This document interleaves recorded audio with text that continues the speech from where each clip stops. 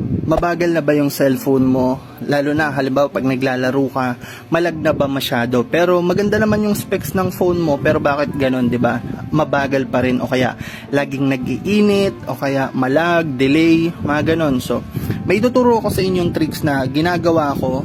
Hindi natin kailangan ng mga application dito, cellphone lang, no, setting lang dito sa cellphone natin. Then mapapaganda na natin yung performance ng mga phone natin. Okay?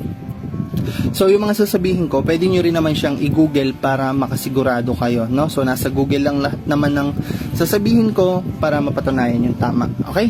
So ayan, simulan na kagad natin kung paano nga ba pabibilisin yung phone natin, lalo na kapag naglalaro ka. Okay? Halimbawa, Mobile Legend, PUBG, yan, mga COD, yung mga jowa nating mahilig maglaro, ne? Tapos nai-stress sila kasi nga mabagal or malag yung phones nila, no? So malaking tulong to kung masasabi nyo sa kanila or share nyo na lang sa kanila na ganito lang yung dapat gawin. So ayan, simulan na natin. Ang una mong kailangan gawin ay punta muna tayo ng settings, no? So punta tayo ng settings, yan. Then punta tayo ng about phone, yan.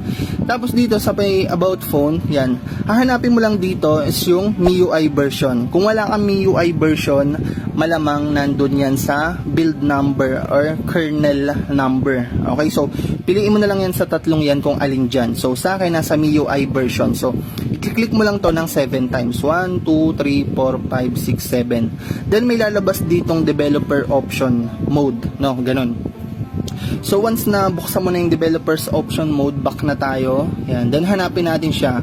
Madalas nasa ano lang naman siya, additional setting, no.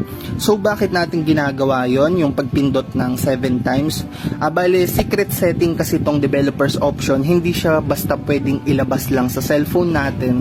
Kasi nga secret setting siya, 'di ba? Hindi siya basta pwedeng pinakikialaman lang kasi pwedeng masira yung phone natin, no? Kapag hindi mo alam yung ginagawa mo, then kung ano-ano yung pinipindot mo doon. Kaya siya nakatago, okay? So tuturo ko sa inyo yung secret setting na pwedeng makatulong sa inyo pagka sobrang lag na ng phone mo. So click lang natin tong developer options, then kailangan naka-on yan syempre para mabuksan natin tong mga to. Then scroll lang natin, hanapin lang natin itong scroll lang. Then hanapin natin tong graphics driver preferences. So pampasmooth to ng graphics ng cellphone natin. Then makikita mo dito sa may baba is yung mga application mo na, no? Bali hanapin mo yung laro dito na gusto mong gawing smooth, no? Halimbawa kung Mobile Legends, COD or PUBG, hanapin mo lang siya. For example, wala kasing games tong cellphone na to. Example natin tong Messenger. So i-click lang natin yung Messenger, then iset mo lang siya sa system graphic driver para maging smooth siya. Okay? So yun yung unang tip na pwede nating gawin. Ilalagay natin siya sa graphics driver preferences, no? Gagawin natin siyang hindi natin siya ilalagay sa default. Then pwede rin natin tong i-show tong refresh rate, pero wala naman siyang gamit. Kung tutuusin, lalabas lang dito kung gaano ka-smooth yung phone mo. So naka 90 refresh rate yung phone ko, pero para ma-monitor mo lang naman yung smoothness ng cellphone mo. Pero pwede mong i-off yan. So yan, off na lang natin. Punta tayo ng system tracing. Yan, pag nandito ka sa may system tracing, punta ka lang dito sa may CPU, itong per CPU buffer size. Madalas nandito siya sa may 16384 KB. Ilalagay lang natin siya sa 8192 KB. Yan. Pampasmooth din yan ng phone natin. Bigyan ko kayo ng mabilis na example kung para saan siya. Halimbawa, itong brightness ng phone natin. Diba? Itong brightness ng phone natin, meron siyang sagad, meron din siyang pinakamahina. Pero, 'di ba? Kapag nilagay natin siya sa sagad, ang mangyayari, mag-iinit yung phone natin at saka at the same time, mabilis malobat yung phone natin. Kaya, ba't natin isasagad kung pwede naman natin ilagay lang sa saktong level? So, ganun lang yung ginagawa natin dito sa tutorial. Ina-adjust lang natin yung mga standard setting, no? Para mas maging optimize yung cellphone natin, makatakbo ng maayos yung RAM at saka yung processor ng cellphone natin para mas maging mabilis yung mga application o yung mga laro na ginagamit nating madalas. Okay, so lagay mo lang yan dito sa may per CPU buffer size, no? So sa pinakauna, lagay mo lang yan dyan. Then back na tayo. Tapos scroll lang natin, hanapin lang uli natin yung isa pang setting dito. Yan, scroll lang natin. Napakadami yan, ang dami mong makikita dito. Pero hindi basta pinakikialaman. So ituturo lang natin yung mga useful na na setting na nandito. Okay? So pwede mo rin tong galawin, tong window animation scale, no? So i-click mo lang yan, then iset mo lang siya sa pinakamababa or sa off, no? Yan, lagay na natin sa off. So, para saan ba tong window animation scale? So, animation to ng mga phone natin. Bigyan ko kayo example. Ilagay natin sa may animation scale 10 times, no? So, nasa 10 times na siya. Ayan, nakikita niyo yung animation, yung pagkakaiba. 'Di ba? So, kumakain din kasi yan ng natin, 'di ba? Ayun, mapapansin nyo, pawala ng pawala yung animation. Mas maganda ilagay natin siya sa off na lang.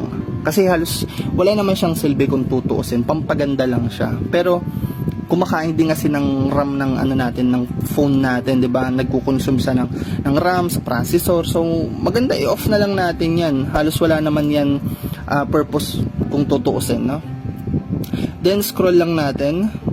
Etong 4 times MSAA, pwede nyo tong i-google kung para saan to, no? So maglalagay na lang ako dyan ng Google search. So etong 4 times MSAA ay pampa smooth, no, ng gameplay natin habang naglalaro. Pinapaganda niya yung graphics ng mga laro natin, no? So mas magandang graphics, mas masarap laruin, okay? Pero ang bad side nitong 4 times MSAA na to ay gaganda nga yung graphics ng laro mo, mas masarap nga siyang laruin, pero mabilis nga siyang makalobat. Okay, yun yung bad side niya. Maganda siyang i-on kapag ka maglalaro ka lang. Then kapag ka hindi ka na maglalaro, pwede mo na siyang i-off. Okay, pero hindi mo naman masyadong mararamdaman yung pagkalobat ng battery, no? Lalo sa mga gantong phone, tong mga binibili kong phone yan, kasi nga ako medyo technical din ako sa pagpili ng cellphone, kasi nga binibili ko yung may magandang specs na cellphone at the same time budget friendly, yung mga mura. For example, yung phone na ginagamit ko ay Xiaomi Note 10. Meron siyang 6GB of RAM at saka 128GB of ROM or storage, no? Kung ikukumpara mo siya sa ibang cellphone, yung specs na ganito, nagre-range siya ng 10,000 to 15,000 pesos. Pero itong phone na nabili ko ay 7,200 pesos lang, 'di ba? Sobrang sulit ng phone na Xiaomi Note 10. Yan, para sa akin lang naman, no? Budget friendly kasi. Then scroll lang natin, then hanapin lang natin yung background process limit. So click lang natin 'yan. Then ilagay natin siya sa no background processes. So para saan ba tong background process limit? So etong background process limit kasi, in-off niya yung mga application na hindi mo naman ginagamit pero tumatakbo sa background or gumagamit ng battery, ng RAM, ng internet. For example, nagbukas ka ng data, 'di ba? Nagbukas ka ng data connection mo, tapos nag-open ka ng laro or ng Mobile Legend, 'di ba? Pero hindi ka naman nag-Facebook, hindi ka naman nag-Messenger, naglalaro ka lang, pero hindi mo alam gumagana sa background yung mga yung Messenger, yung Facebook, Instagram, yung mga application na hindi mo ginagamit pero kumakain pa rin ng battery, ng data, nag-consume din ng RAM, no, ng processor, gumagana pa rin yan sa background. Okay, so ito kasing background process limit, ang ginagawa niya, in-off niya yon. Okay, so kung halimbawa Mobile Legend ka lang, 'di ba? Halimbawa nakabukas to. Yan, naka-background process limit siya.